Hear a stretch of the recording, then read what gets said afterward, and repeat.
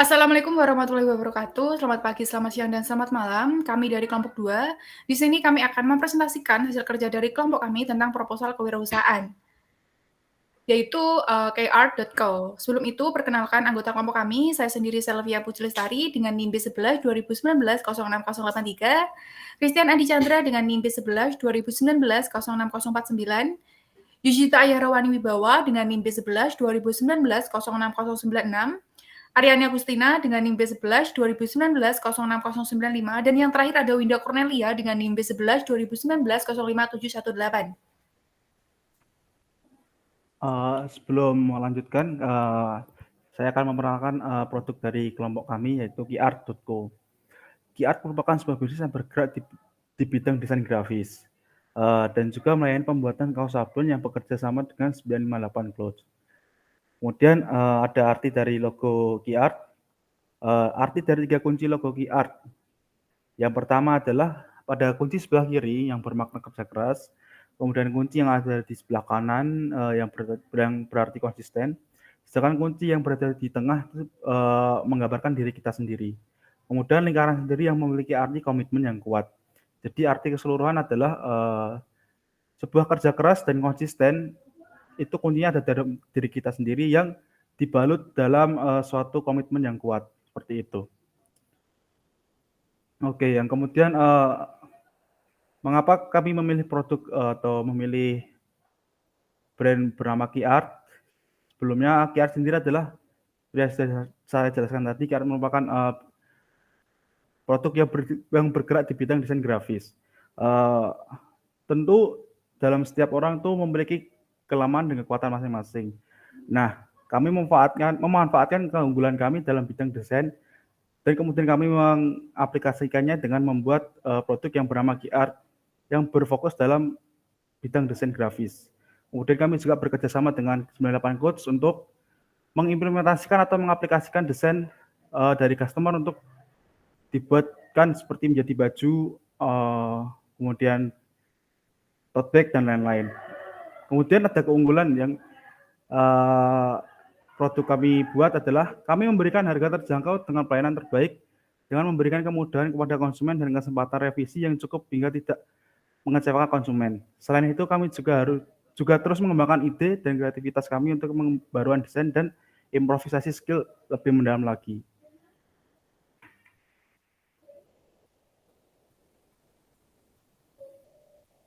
Kemudian selanjutnya sumber daya yang kami butuhkan dalam menjalankan bisnis di bidang jasa desain ini. Yang pertama ya pasti alat, karena desain itu berhubungan dengan berbagai jenis alat elektronik seperti laptop, PC, ataupun komputer lainnya yang mampu dan bisa bekerja dengan baik dengan menggunakan software untuk desain. Kemudian pentablet di sini kami menggunakan untuk menggambar ilustrasi seperti yang sudah ada di contoh yang kami lampirkan.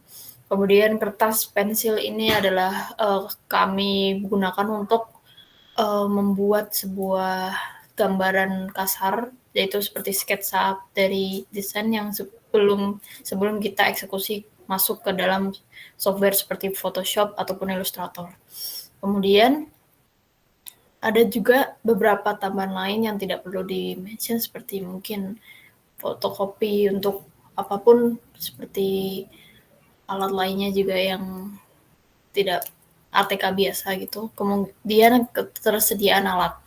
Ketersediaan alat ini yang kami gunakan masih umum, rata-rata yang digunakan kebanyakan orang yaitu seperti laptop. Hanya mungkin spesialnya di pen tablet yang tidak semua orang bisa. Cuman untuk skala jika diukur kami masih menggunakan produk yang umum. Kemudian tim bisnis kami itu terdiri dari ketuanya ada Christian Chandra, bagian pemasaran ada Selvia Puji Lestari, kemudian saya sendiri sebagai graphics designer dibantu dengan Mas Chandra juga, kemudian di keuangan ada Mbak Aryani Agustina, dan di bagian customer service maupun admin dari Instagram dan sosial media lain yaitu ada Mbak Winda. Tantangan yang kami hadapi dalam membuat bisnis ini yaitu dari pesaing yang sebelumnya sudah mendapatkan nama maupun sudah menjalankan bisnis lebih lama dari kami. Seperti yang bisa dilihat dari yang ada di kota Semarang itu ada seperti Suka Desain Film, Pixel Design, dan desain online, Sip, dan maupun seperti firma atau desain lainnya yang bergerak di bidang jasa desain ini yang melayani desain seperti desain baju, desain kaos, desain poster, dan desain untuk produk-produk yang akan dipasarkan oleh dari si konsumen tersebut. Nah, jasa seperti itu sudah mulai banyak di kota Semarang kan ya. Jadi itu yang menjadi tantangan bagi kami yang dimana kami memulai bisnis itu dari nol dan menghadapi tantangan seperti itu. Kemudian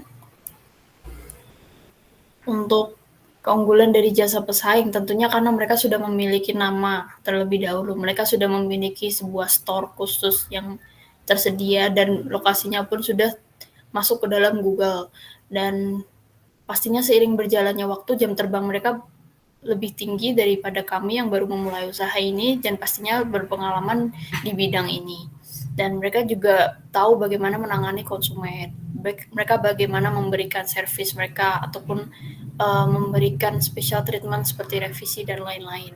Dan pastinya seiring berjalannya waktu juga semakin berkembang sebuah bisnis itu kan peralatan mesti diperbarui dan peralatan mereka pun juga lebih lengkap dan lebih canggih dan pastinya lebih ada cost lebih untuk mereka bisa membeli alat-alat tersebut. Dan sumber daya manusia yang mereka gunakan pastinya lebih banyak dan lebih selektif lagi. Benar-benar orang yang dipakai itu adalah desainer yang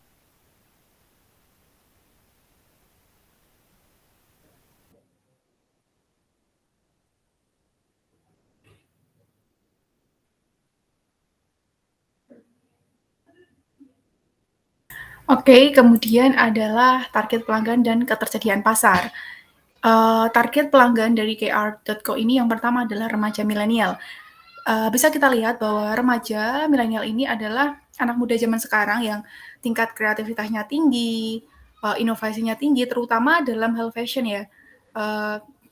Pasti mereka ingin sekali tampil beda dengan fashion-fashion yang sedang tren pada saat ini. Nah, dengan adanya desain KR.co ini, mereka bisa untuk menuangkan ide di mereka, kemudian bisa dibuat dalam bentuk sablon, dan bisa digunakan pada fashion yang mereka inginkan.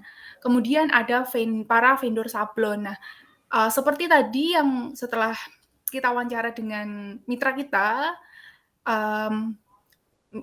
kita kesulitan dalam hal sablon ya, dalam hal desain.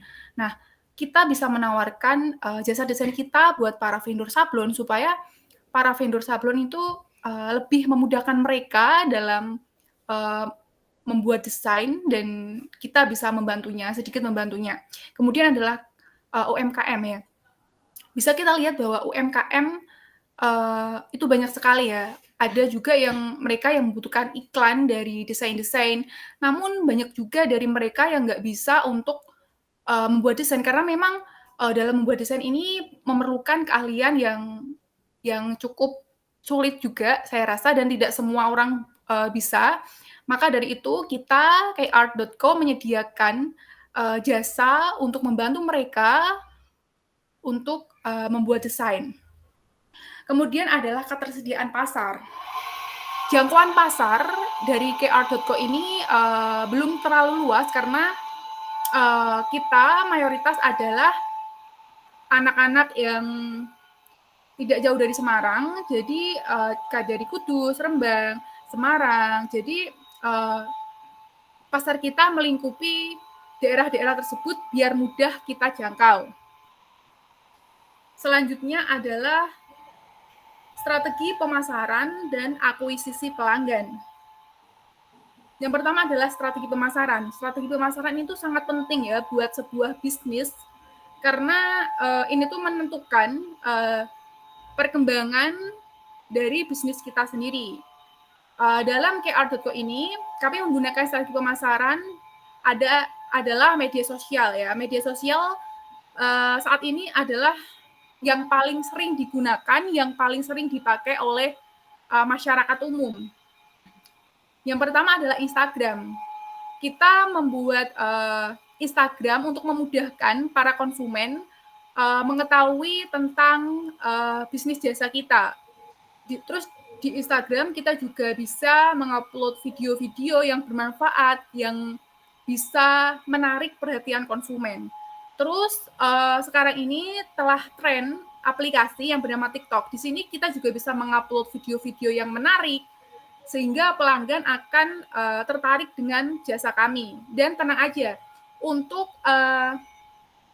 transaksinya kita juga menyediakan WhatsApp untuk para konsumen agar ketika kita berdiskusi tentang desain, itu bisa lebih memudahkan mereka.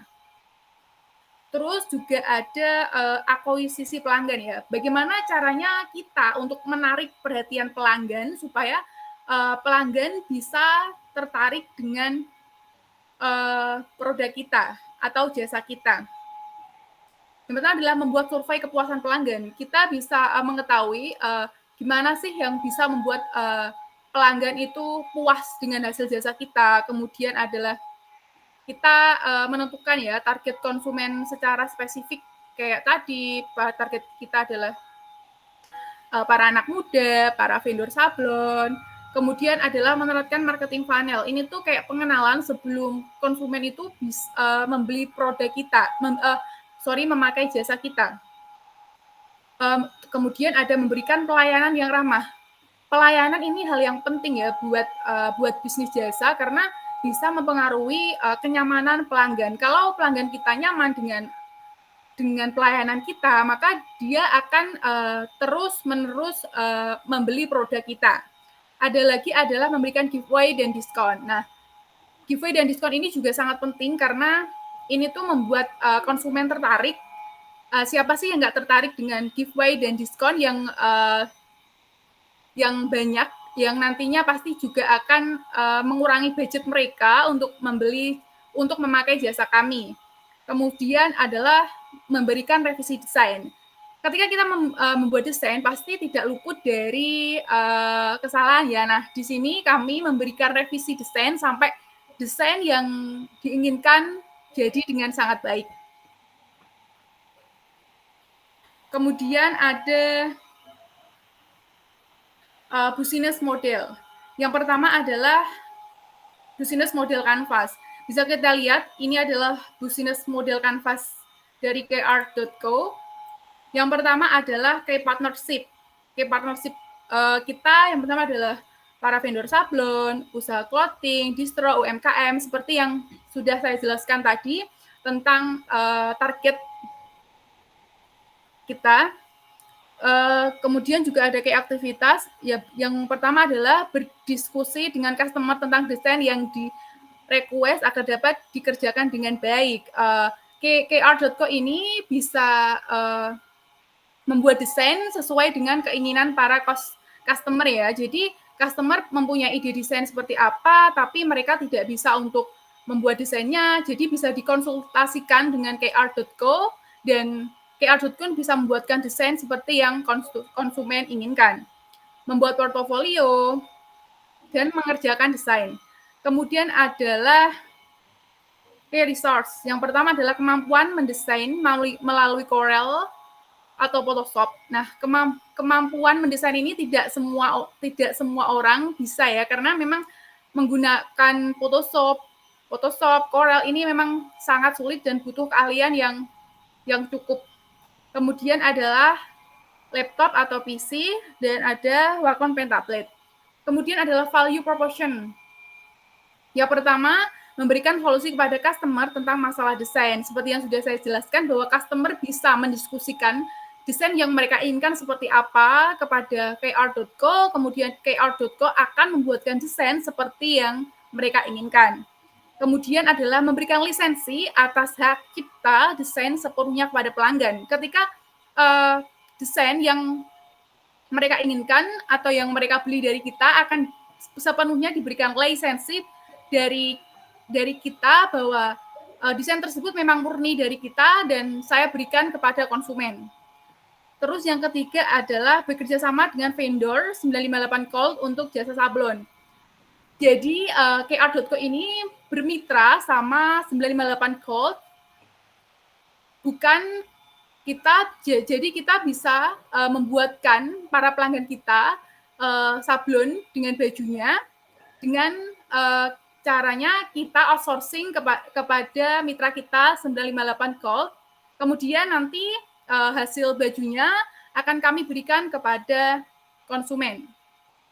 Kemudian adalah pelayanan yang baik, ramah, dan sopan, bahwa pelayanan ini merupakan kunci pelanggan betah dengan jasa yang kita tawarkan, karena memang basicnya kita adalah bisnis jasa, jadi buat pelayanan itu sangat penting sekali. Yang kelima adalah kemasan packaging ramah lingkungan yang dapat mendukung gaya hidup Eurowasta. Seperti yang sudah saya jelaskan bahwa KR.co ini mampu memberikan keinginan konsumen, yaitu berupa baju dengan sablonnya, dengan bermitra sama 958 Cold. Nah, dengan baju tersebut akan kami kemas dengan packaging yang ramah lingkungan, yaitu berupa tote bag yang nantinya bisa dipakai kembali. Dan yang terakhir adalah harga yang ditawarkan terjangkau dengan kualitas desain yang didapat. Harga yang kami berikan sangat terjangkau dengan hasil desain yang memang berkualitas tinggi dan tidak mengecewakan konsumen. Kemudian adalah customer relationship. Ada yang pertama ada Instagram, TikTok, WhatsApp. Nah, di sini para customer bisa melihat-lihat, bertanya tentang jasa kita melalui Instagram, TikTok, dan juga WhatsApp.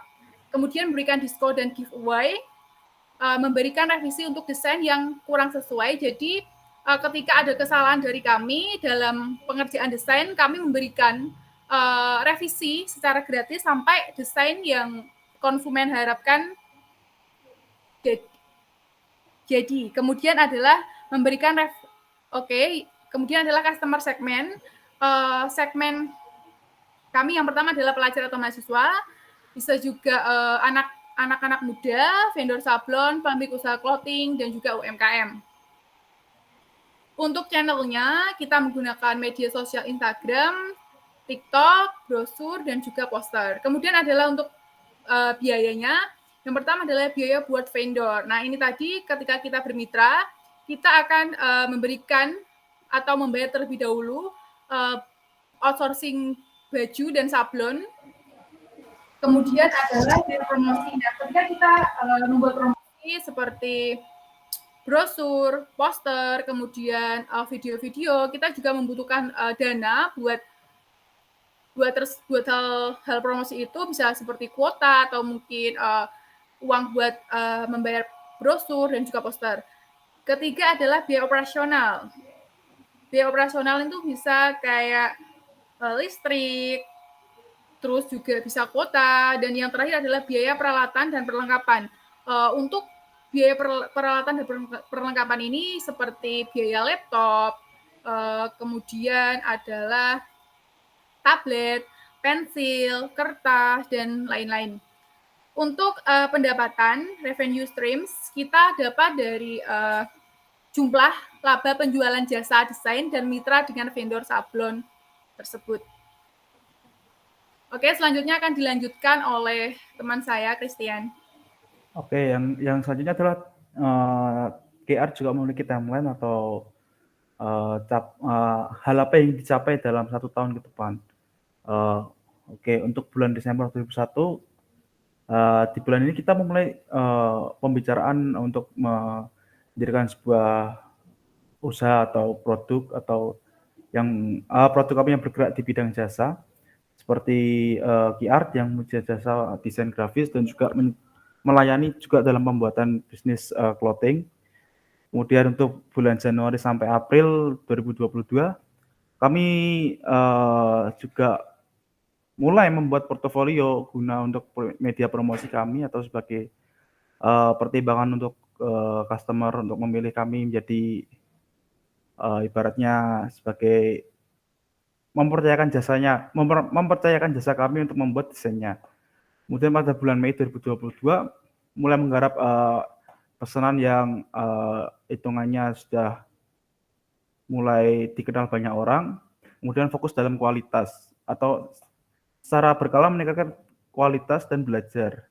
Kemudian pada bulan Juni 2022 terus memperbanyak portofolio agar referensi atau wawasan untuk memilih kami itu semakin banyak gitu. Kemudian juga secara berkala menawarkan jasa clothing pada customer. Untuk bulan Juli 2022 melakukan evaluasi berkala mulai dari pengembangan rencana bisnis dan memperluas relasi kita terhadap bisnis-bisnis yang sejenis. Kemudian pada bulan Agustus Oktober 2022 menganalisis dan membuat daftar klien potensial, kemudian memperkuat dasar bisnis dari hasil evaluasi. Maksudnya adalah membuat daftar klien itu setiap ada klien yang datang kita selalu simpan dalam suatu database, kemudian melakukan evaluasi potensial. Maksudnya mana saja customer yang berpotensi untuk repeat order ke kita lagi, seperti itu. Kemudian memperkuat jasa bisnis dari hasil evaluasi, yaitu kita mengevaluasi bisnis kita dan ibaratnya itu membandingkan dengan dasar kita itu apakah sudah benar atau belum.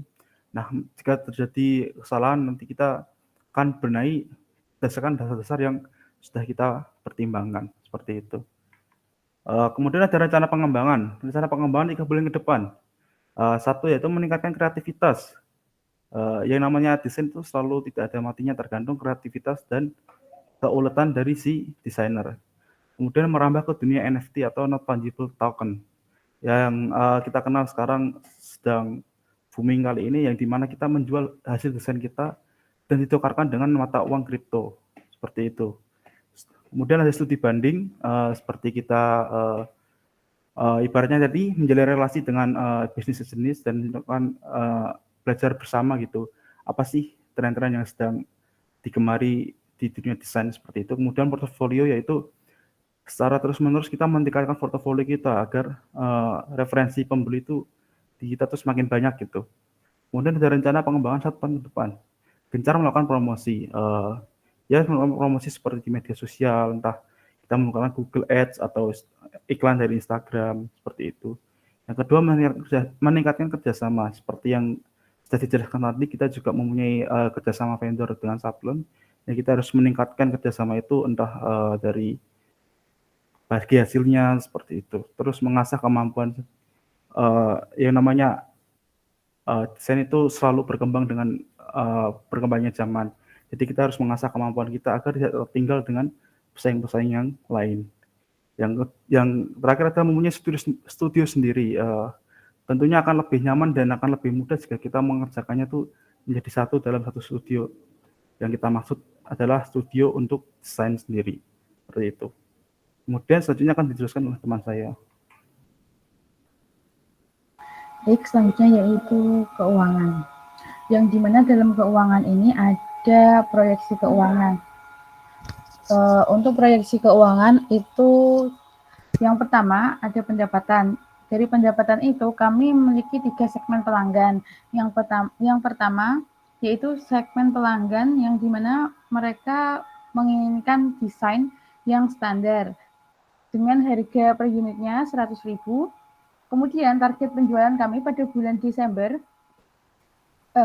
pada bulan Januari yaitu sekitar 8 buah dengan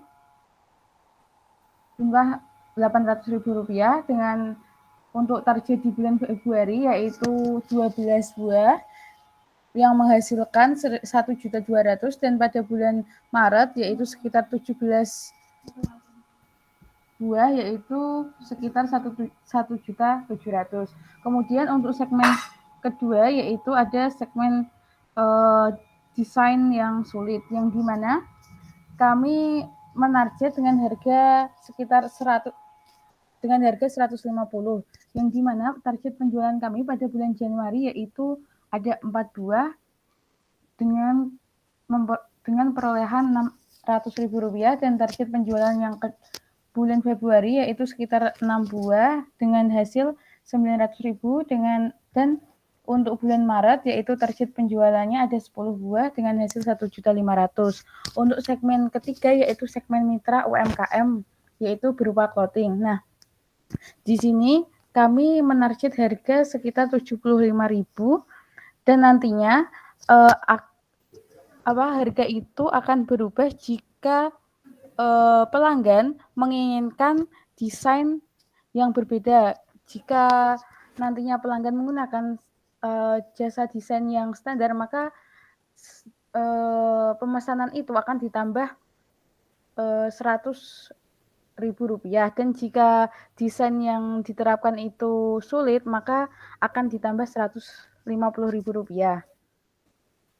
Untuk target pada bulan Januari yaitu ada sekitar setengah lusin, yaitu ada 6 buah dengan target 450.000 dan untuk target bulan Februari ada 1 lusin yaitu menghasilkan Rp900.000 dan untuk target bulan Maret ada 2 lusin yaitu menghasilkan 1.800.000 dengan total review pada bulan Januari ada 1.650.000 dan pada bulan Februari sekitar 3 juta dan pada bulan Maret ada 5 juta rupiah. Untuk pengeluarannya setiap bulannya itu sama yaitu 185.000 yaitu dari promosi dan biaya operasional. Jadi untuk keuntungannya pada bulan Januari yaitu sekitar 1.465 dan pada bulan Februari sekitar 2.815.000 dan untuk bulan Maret sekitar 4.815. Nah, untuk kebutuhan dana pengembangan yaitu kami memerlukan peralatan desain berupa laptop 2 unit dengan harga 11.500.000, kemudian ada pen tablet 1 unit yaitu dengan harga 1.750.000 dan pensil sekitar 1 pak dengan harga 37.500. Kemudian ada kertas HVS yaitu 2 dus dengan harga 100.000. Jadi total biaya peralatan desain sekitar 13.387.500. Kemudian untuk kebutuhan yang kedua yaitu kebutuhan pemasaran yang dimana kita membutuhkan kuota internet untuk pembuatan desain ini yaitu sekitar 100.000 untuk setiap bulannya dan untuk promosinya kami menggunakan brosur dan pamflet. Untuk brosurnya sendiri kami membutuhkan 10 lembar yaitu dengan harga 10.000. Kemudian ada pamflet kita menggunakan hanya 2 pamflet saja yaitu menghabiskan sekitar 75.000 saja.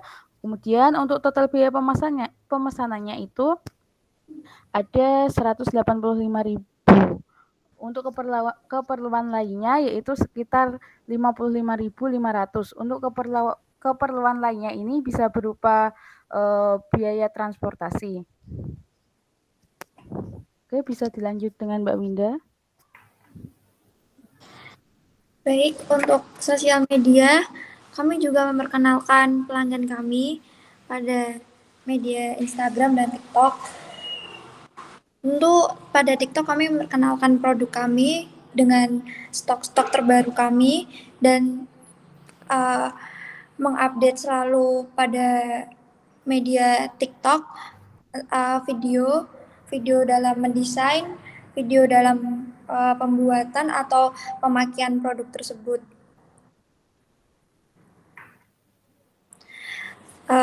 Lalu ada sedikit ada foto dalam kami mendesain aktivitas kami, tim kami.